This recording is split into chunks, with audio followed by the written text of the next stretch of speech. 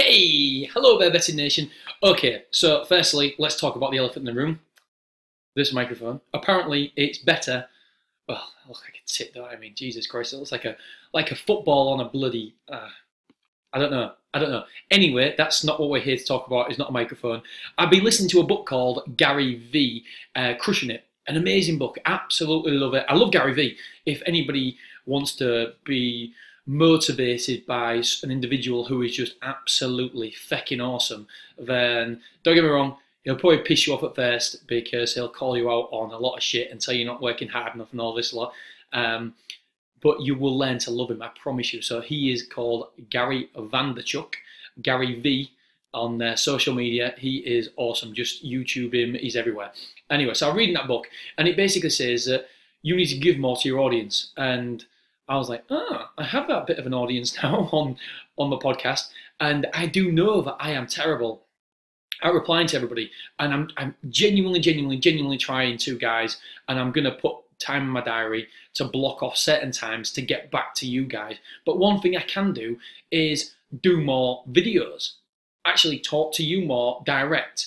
And if you have any questions, then please hit me up on Twitter or go across the website and just contact me via that route, and I can see all the emails and I can answer the questions. Because if it's a question to you guys, if you as an individual need a question answering, then the chances are that it's a relevant question for other people as well.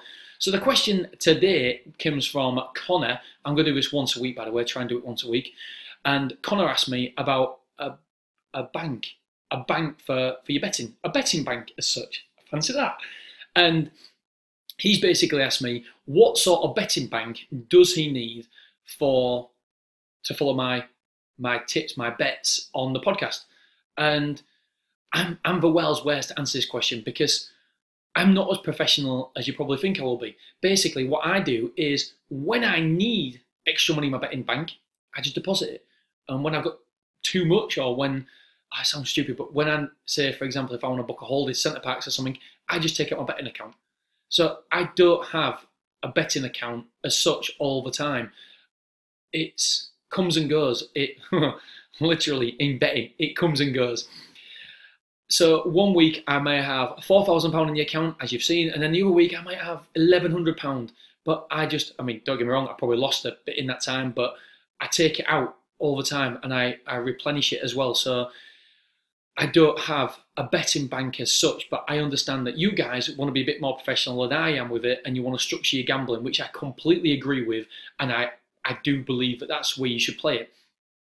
So what I said to Connor was, there's two types of I suppose strategies for this. One, or the two types of main strategies. Different people tell you different. It's whatever works for you basically as well, because there's so much information out there, the good, the bad, the ugly. And there's two types, two biggest strategies that I've come across. One is a percentage, actually betting a percentage of your bank. So a bet might be structured as a 3% of your bank. Another might be a 5% bet. But as many of you know, I go for point system. So for me, the point system is the better one. That's more relevant to me. Not saying the other one can't work, it's just saying that what works for me. So the other one is a point system and actually having a valuable point suit your own pocket. So what I said, I mean, there's different ones out there.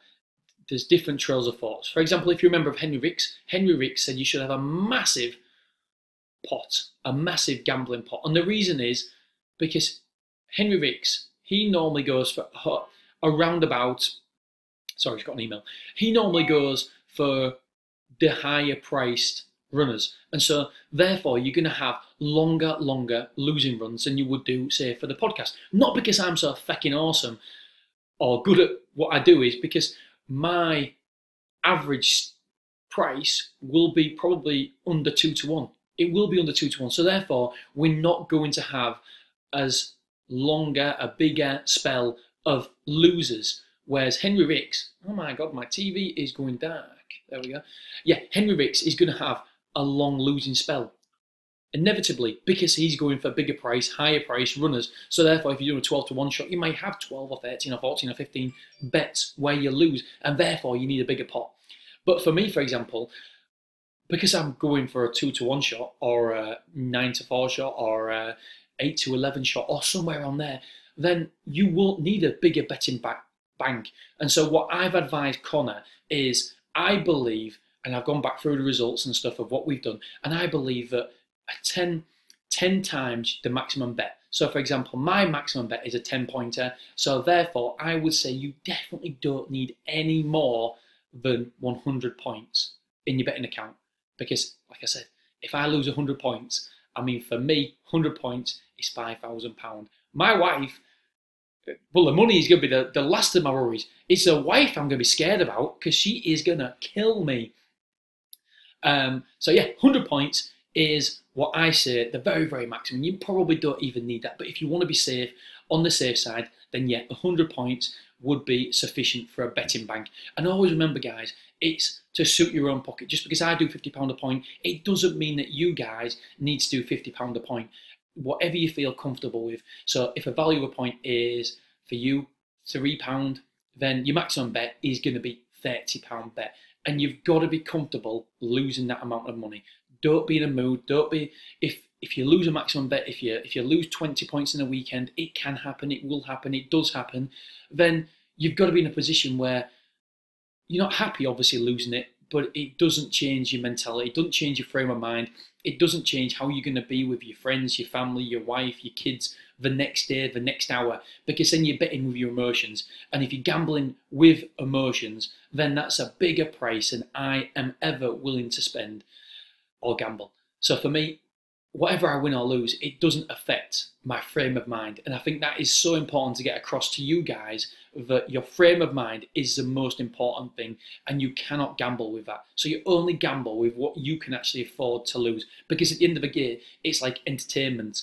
So for example, you go to cinemas, you expect to lose, you expect to spend 20, 30, 40, 50 quid going out for cinemas, a meal, it could even be 100 quid, depends what wine you like. So, and you're not in a mood when you come back from the cinemas after spending that. It's exactly the same with betting. And although I would always like to think over a period of time, but we will win, we will be profitable on the podcast. I mean, I've been doing it for 8 months now, nearly 9 months of podcast, and we are up since we very, very first started.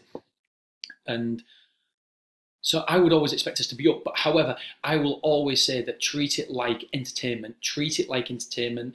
And if we win, then that's absolutely fantastic. But most important thing is, don't put on more than you can afford to lose, because at the end of the day, we do go for losing spells, and we don't want that frame of mind to influence. So I was just checking the customer coming in. Yeah, we don't want that to influence who we are as people and affect the people around us, because at the end of the day, that is a price that gambling is not worth paying for. So I hope that helps, guys. Let me know what questions, what you struggle with, anything where I can help, then I want to do it. I actually love being on TV, on YouTube.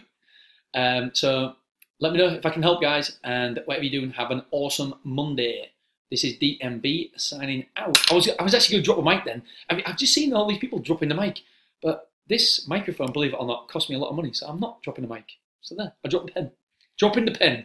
You know, start a new craze. All right, geezers and dudettes, we'll speak to you later.